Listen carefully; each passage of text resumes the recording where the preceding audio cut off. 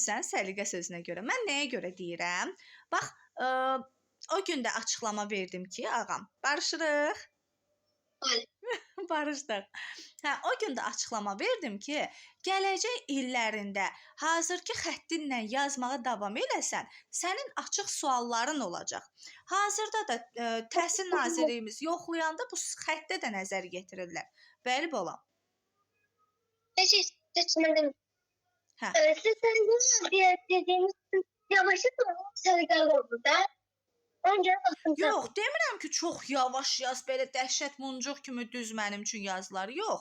Riyaziyyatda müəyyən rəqəmləri, ədədləri yazırsan, Azərbaycan dilində də sözləri düzgün yazırsan. Axı mən sənə öyrədəndə hər dəfəsində vurğuluyuram, tələffüzünü vurğuluyuram ki, necə tələffüz olunmalıdır, yazı qaydalarında necə yazılmalıdır, düzdürmü?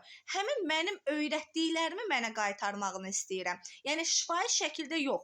Məsələn, belə şifahi şəkildə uyğundur. Qəşəng danışırsan, nitq qabiliyyətin əla, izahların, verdiyin izahlar əla. Axı mən onu əyani şəkildə dəftərində görmürəm. Başa düşdün necə? Yəni üçlü formada olsun da. Həm de, həm öyrən, həm de, həm də ki onu yaz. Yaz mənə göstər ki, bu qaydanı bu formada eləmişəm. Başa düşdün ağam? Azərbaycan dilinin özülü nədir? Yazmaq. Yazı qaydalardır, dil qaydalardır. Yəni bu riyaziyyat deyil ki, beyinlə şifahi şəkildə hesablayaq, beyinlə şifahi şəkildə yazaq, öyrənək. Adi riyaziyyatda da o qədər düsturlar var ki, təkcə beynimizdə yadda saxlamırıq. Bəzən yerinə qoyanda səhv yazırıq.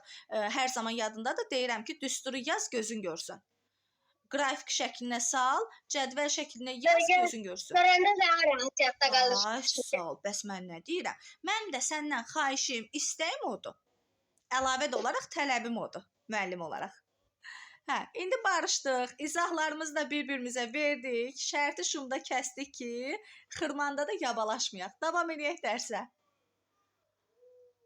Hə. Buyur. 46.630